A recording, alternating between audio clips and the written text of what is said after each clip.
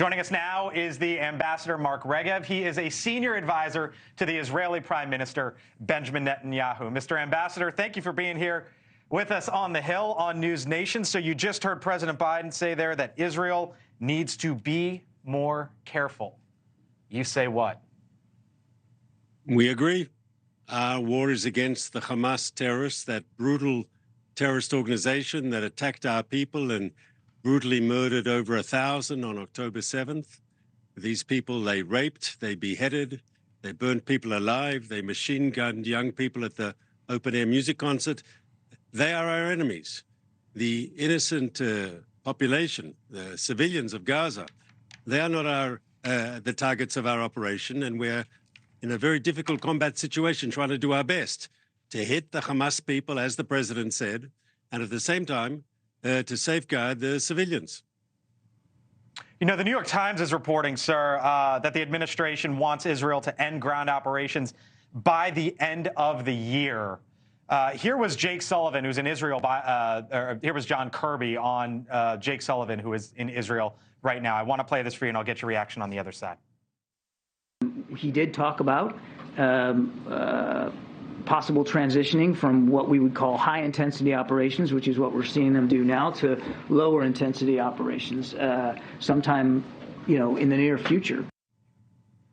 What do you make of that, Mr. Ambassador? Because it seems like the Biden administration, from the comments from President Biden today to what we heard at the White House podium, wants Israel to essentially pull back and is starting to listen to the left flank of its party.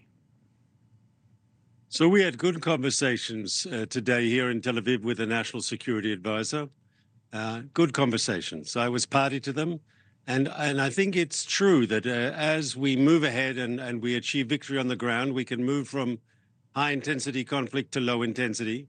In the north of the Gaza Strip, we're seeing increasing numbers of Hamas terrorists surrender. We're seeing their military machine there fall apart. We're seeing victory. And I think it won't be too long before we see the same in the southern Gaza Strip. We need to finish the job, because to leave Hamas in power is only to create a problem. In 6 months from now or a year from now, we'll have another massacre.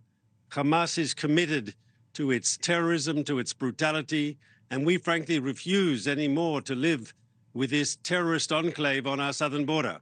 So we have to get this right. Pressuring? Yeah, no, I hear you. Since you say you were a party to the conversations today, sir, I'm wondering, did they tell you that they would like this shift to low intensity by the end of the year? I can say the following. They understand that we need to destroy Hamas. They understand that Gaza and the region will be better off without Hamas ruling the Gaza Strip. They know that it is our right and our obligation to act to protect our people. That is all understood. As to how that plays out, we're talking to the Americans very closely. We listen to what they have to say, and I think they listen very carefully to what we have to say. Do you think it's possible for that transition to occur by the end of the year? I understand you don't want to get into maybe private conversations, but from your perspective, is it possible? It's most important to do this right. It's most important that as we see Hamas now beginning to break in the north, that they break in the south, and that when this is over, the Hamas military machine is destroyed and their political control over Gaza is no longer. Those goals have to be met.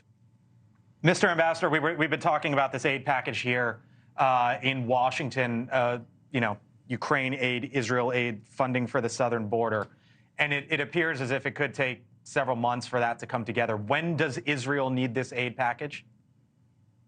Well, we know that there's very strong bipartisan support for Israel on the Hill. You know that. We're not a partisan issue, Israel, and we're hopeful that the leadership of both houses in the Congress can find solutions, because we are appreciative of their support. We need that support. We're not asking American troops to come here. We don't need American boots on the ground in Gaza. But to paraphrase Churchill, we need the tools to finish the job. And we ask America to help us with the tools. All right, we'll leave it there, sir. Mark Regev, senior advisor to the Israeli Prime Minister Benjamin Netanyahu. Thank you, sir. Appreciate it. Thanks for having me.